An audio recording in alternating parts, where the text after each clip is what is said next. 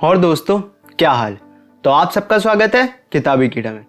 जैसे कि मैंने power of your subconscious mind की बुक के समरी में बताया था कि हम कैसे अपनी सोच को बदल के एक अमीर आदमी बन सकते हैं, वैसे ही मैं आज आपके लिए एक बुक की समरी लाया हूं, जिस बुक का नाम है थिंक एंड ग्रो रिच, जिसको नेपोलियन हिल ने लिखा है। ईयर 1908 में नेपोलियन हिल को एक अपॉर्चुनिटी मिली थी कि वो उस टाइम के सबसे successful and famous industrialist Andrew Carnegie का इंटरव्यू ले सके।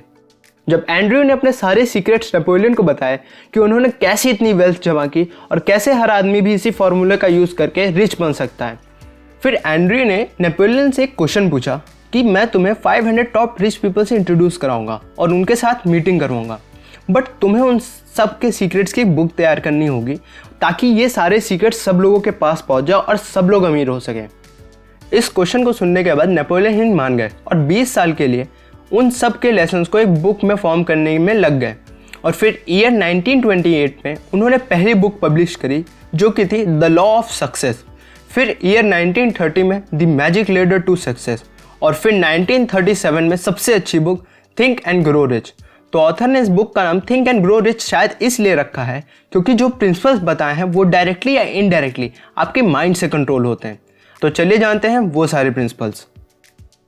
Principle number 1, desire. किसी भी चीज़ को पाने के लिए हमारे अंदर एक बर्निंग डिज़ायर होनी चाहिए। हमें उसके लिए अपनी पूरी जान लगा देनी चाहिए। अगर आपके अंदर उस चीज़ को पाने के लिए बहुत ज़्यादा डिज़ायर है तो फिर आपको कोई नहीं रोक सकता, आप खुद भी नहीं। हम लोगों की सबसे बड़ी प्रॉब्लम यह है कि हम लोगों को सब कुछ आसानी से मिल जाता है, इसीलिए जब हमें कोई परेशानी आती है तो हम उससे दूर हो जाते हैं। मान लीजिए अगर आपको 3-4 दिन से खाना ना मिला हो तो आप क्या सोचेंगे? अगर आप सो भी रहे होंगे तो आपको सिर्फ एक ही चीज़ के ख्याल आएंगे, वो है खाना। ऐसे ही डिज़ायर हमें अपने गोल के लिए भी रखने चाहिए, चाहे वो मनी से रिलेटेड हो या फिर किसी और से रिलेटेड। ऑथर ने हमें 6 स्टेप्स बताए हैं जिनको यूज़ करके हम अपनी मनी के लिए डिज़ायर बना सकते हैं और उसको पा सकते हैं। First step, fix in your mind the exact amount of money you desire. पहले आपको अपने दिमाग में ये सोचना होगा कि आपको कितने पैसे चाहिए। आप ये नहीं बोल सकते कि आपको बहुत पैसे चाहिए, बल्कि आपको एक अमाउंट सेट करना होगा कि आपको कितने पैसे चाहिए। Second step, determine exactly what you intend to give in return for money you desire. Then आपको ये भी खुद से बताना होगा कि आप उतने अमाउंट ऑफ मनी को पाने के लिए क्या क्या सेक्रीफाइस कर सकते हैं, जैसे कि आप और कितना काम कर सकते हैं या फिर आप किन किन मस्ती वाली चीज़ों को छोड़ सकते हैं और कौन कौन सी चीज़ों को सेक्रीफाइस कर सकते हैं। Third step, establish a definite date when you intend to possess the money you desire. जब आपने डिसाइड कर लिया कि आपको कितना अमाउंट ऑफ मनी चाहिए और उसको पाने के लिए आप क्या क्या सेक्रीफाइस कर सकते हो, अब आता है कि आपको वो गोल्स कब तक अचीव करने हैं। मतलब आपको एक डेट फिक्स करनी पड़ेगी जिससे पहले आपको वो गोल पूरा ही करना पड़ेगा। Fourth step, create a definite plan to carrying out your desire and put this plan into action. अब आपको एक प्लान बनाना चाहिए और उस प्लान के अकॉर्डिंग एक्शन लेना चाहिए। काफ़ी लोग ये सोच के रुक जाते हैं कि वो एक परफेक्ट प्लान बनाएंगे, बट परफेक्ट प्लान जैसा कुछ नहीं होता। आपको एक नॉर्मल प्लान बनाना चाहिए और उस पर एक्शन लेना चाहिए ताकि आप अपने गोल के पास धीरे धीरे पहुंच जाएं। Fifth step, write out clear amount of money you want, time limit, what you intend to give in return for the money and describe a clear plan. अब इन ऊपर चारों स्टेप्स को कंप्लीट करने के बाद आपको इनको एक स्टेटमेंट में बदल दें कि आपको कितने पैसे चाहिए, कितने टाइम में चाहिए और इतने पैसे के लिए आप रिटर्न में क्या क्या दे सकते हैं और एक clear plan. Sixth step, read your return statement allowed daily. जब आपके पास एक क्लियर स्टेटमेंट है तो आप सोने से पहले और उठने के बाद इसको जरूर पढ़ें और जोर जोर से पढ़ें और ये सोचें कि आपको वो गोल पूरा हो रहा है। फिर धीरे धीरे आपके अंदर भी एक बर्निंग डिज़ायर बन जाएगी उस गोल को पूरा करने के लिए। Principle number 2, faith. अब बात आती है फेथ, या जिसको हम हिंदी में विश्वास भी कह सकते हैं। अगर कोई आदमी फेथ का यूज़ करता है तो वो चीज़ों को पा सकता है जो उसको चाहिए। जैसे कि इलॉन मस्क, जब उन्होंने पेपैल के बाद स्पेसएक्स में रॉकेट बनाने का सोचा तो काफ़ी लोगों ने बोला कि ये बेवकूफ़ी वाला काम है, ऐसा कोई रॉकेट बन ही नहीं सकता जो वापस लैंड हो जाए रिफ्यूल होने के लिए। बट इलॉन जानते थे कि वो एक ऐसा रॉकेट बना सकते हैं। वो 3 बार फेल हुए और जब उन्होंने चौथी बार ट्राई किया तो उनके पास कुछ नहीं बचा था। अगर वो चौथी बार भी फेल हो जाते तो उनके पास रहने के लिए भी पैसे नहीं थे, बट उनके विश्वास और उनके साथी लोगों की मेहनत से उन्होंने एक ऐसा रॉकेट बनाया जो वापस लैंड कर सकता है एक पर्टिकुलर जगह और वापस से रिफ्यूल भी हो सकता है। इसी तरह जब 2000 के .com बबल क्रैश में सारी कंपनियां डूब रही थी। वहीं पे अमेजोन को जेफ बेजोस स्टेबल किए हुए थे। उन्होंने उसके बाद काफ़ी कंपनीज खरीदी और अपनी कंपनी को वैल्यूएबल बनाते रहे। जब कोई भी आदमी किंडल के लिए एग्री नहीं था, तब जेफ बेजोस उस प्रोजेक्ट में पूरी जान लगा दिए थे, क्योंकि उनको विश्वास था कि आने वाले समय में ई किंडल की बहुत ज़्यादा डिमांड होगी। अगर हम भी अपने पूरे विश्वास रखें कि हमारे अंदर वो कैपेबिलिटी है अपने गोल को पाने के लिए, तो हमें कोई भी नहीं रोक सकता और हम वो गोल पा सकते हैं। Principle 3, auto suggestion. जैसे कि आपको सबकॉन्शियस माइंड के वीडियो में बताया था कि किस तरह हमारा माइंड हमारी वेल्थ को अफेक्ट करता है, कैसे हमारा माइंड अगर हेल्प करना स्टार्ट कर दे तो हमें बहुत सारी वेल्थ को ला सकता है। वैसे ही ऑथर ने हमें बताया है कि अगर हमें जितने भी पैसे चाहिए तो उसके लिए हमें विजुअलाइजेशन का यूज़ करना चाहिए। मतलब आपको देखना चाहिए कि आपको जब उतने पैसे मिल जाएंगे तो आपको कैसा लगेगा और आप कैसा फील करेंगे, क्या क्या चीज़ों को खरीदोगे और उन चीज़ों को पाने के बाद कैसा कैसा फील होगा। ऐसा करने से आपके माइंड को सिग्नल जाएगा कि ये चीज़ें आपके लिए कितनी इंपॉर्टेंट है और आपको ये चीज़ चाहिए ही चाहिए। तो ब्रेन धीरे धीरे आपको नए नए रास्ते दिखाएगा और आपको आपके गोल के पास ले जाएगा। Principle 4, specialised knowledge. जैसे कि आप सबको पता ही होगा कि नॉलेज हमें कितना फ़ायदा करती है, बट ज़्यादातर लोग अपने कॉलेज और स्कूल के बाद पढ़ना छोड़ देते हैं और सोचते हैं कि उनके पास सक्सेस आती रहेगी। बट आपको ये समझना पड़ेगा कि जितने भी लोग बहुत ज़्यादा अमीर या फिर सक्सेसफुल हैं, वो लोग बहुत ज़्यादा पढ़ते हैं, क्योंकि ब्रेन भी एक मशीन की तरह है। अगर इसमें ऑयल और ग्रीसिंग नहीं की तो कुछ दिन के बाद ख़राब हो जाएगी। और माइंड की ऑयल और ग्रीस नॉलेज होती है। आप में से काफ़ी लोग कहेंगे कि उनके पास टाइम नहीं है, वो ऑफिस जाते हैं या फिर उनका टाइम पूरा कॉलेज में निकल जाता है। तो चलिए एक बात बताइए, जब आप ट्रैवल कर रहे होते हैं तो क्या करते हैं? नॉर्मली आदमी फ़ोन चलाता है। आप उस टाइम का यूज़ कर सकते हैं या फिर सोने से पहले 30 मिनट के लिए बुक पढ़ सकते हैं। ये बुक आपकी फाइनेंस से रिलेटेड हो सकती है या फिर कम्युनिकेशन से रिलेटेड, कोई भी टॉपिक जो आपको अच्छा लगता हो। जब आप उस टॉपिक के बारे में ज़्यादा से ज़्यादा इन्फॉर्मेशन इकट्ठा करेंगे और उसको अपनी लाइफ में इस्तेमाल करेंगे तो आप उसमें धीरे धीरे स्पेशलाइज्ड होते जाएंगे और आप उस नॉलेज का यूज़ करके और पैसे कमा सकते हैं।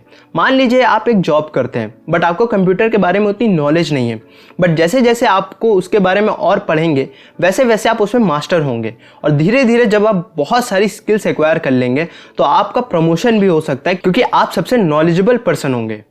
Principle number 5, imagination. जैसे कि बोला जाता है कि कोई भी इन्वेंशन 2 बार होता है, पहले आपके माइंड के अंदर और दूसरा रियलिटी में।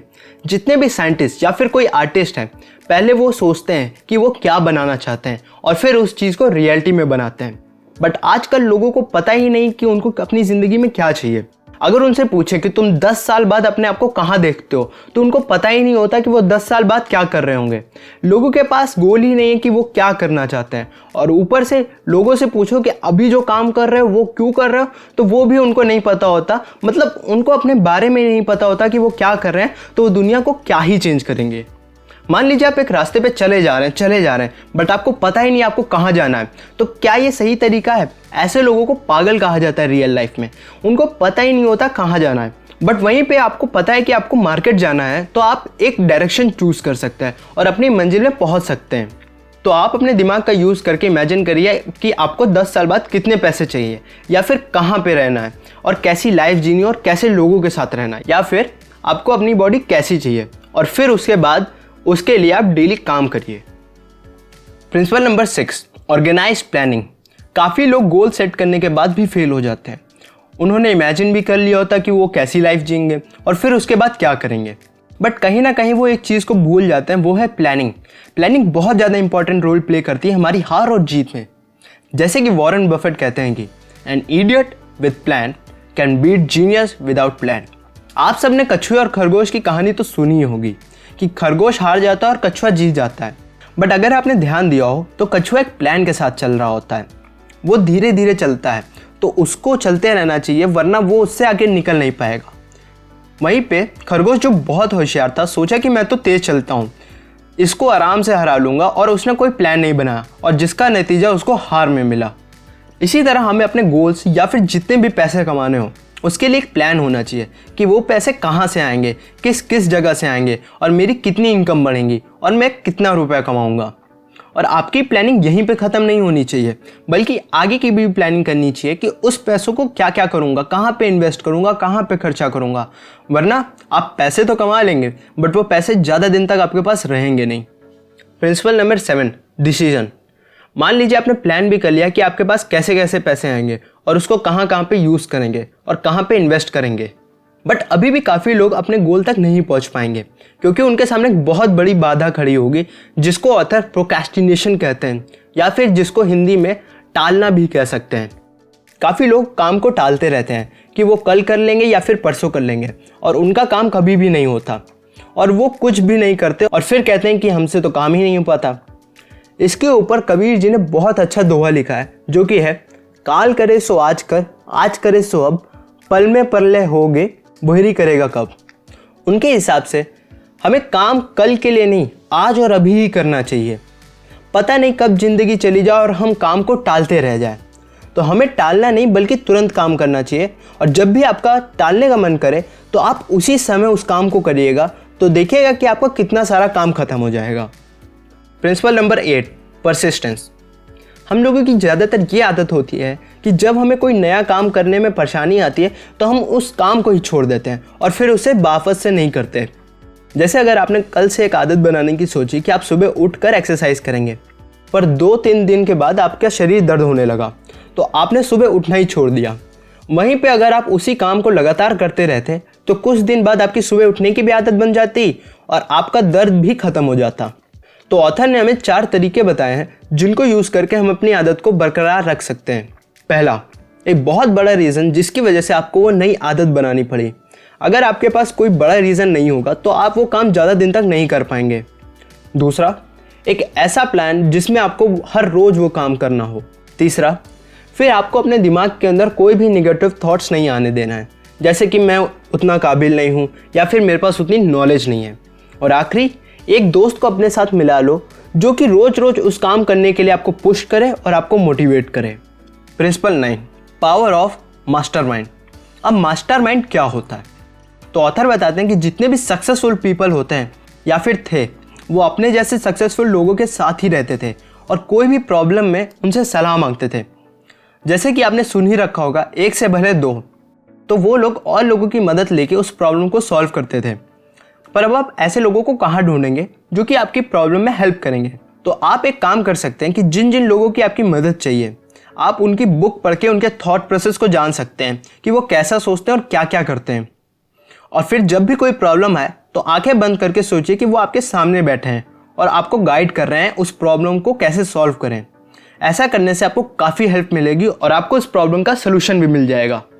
Principle number 10, the subconscious mind. आपका ये पार्ट ऑफ माइंड तभी काम करता है जब अपने डिज़ायर में इमोशंस को मिक्स कर देते हैं और फिर काम करते हैं। जैसे कि अगर आपको कहीं सुबह जाना है तो आप अपने आप ही उठ जाते हैं, वहीं पे नॉर्मल दिनों में आपकी नींद ही नहीं खुलती।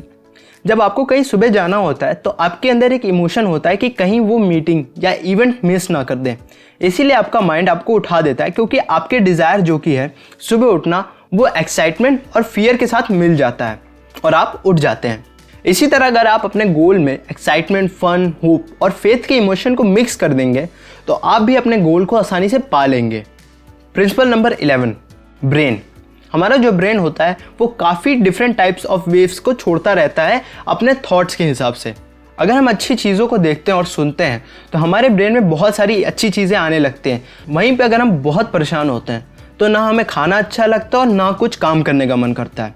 हम लोगों को पूरी दुनिया डल लगने लगती है, बट दुनिया वैसी की वैसी रहती है, बट ये हमारा ब्रेन होता है जो नेगेटिव चीज़ों को हमारे पास लाता है। अगर हम इसी ब्रेन का यूज़ प्रोडक्टिव काम के लिए गाइड करें तो हमें प्रोडक्टिव काम करने का मन करेगा और हम वैसे काम करना स्टार्ट कर देंगे। तो ऑथर बोलते हैं कि जब हमारा ब्रेन बहुत ज़्यादा वाइब्रेशन में काम कर रहा होता है तो हमारे ब्रेन सेल्स एक्टिव हो जाते हैं और नए नए आइडियाज़ आने लगते हैं ब्रेन में। तो अगर हम इस ब्रेन में जब बहुत सारी वाइब्रेशन हो रही होती है, पैसे कमाने के बारे में सोचें तो हमें काफ़ी ऐसे आइडियाज़ मिलेंगे जो कि हमें काफ़ी सारे रास्ते दिखा सकते हैं और नई नई अपॉर्चुनिटीज़ को खोल सकते हैं। Principle number 12, the sixth sense.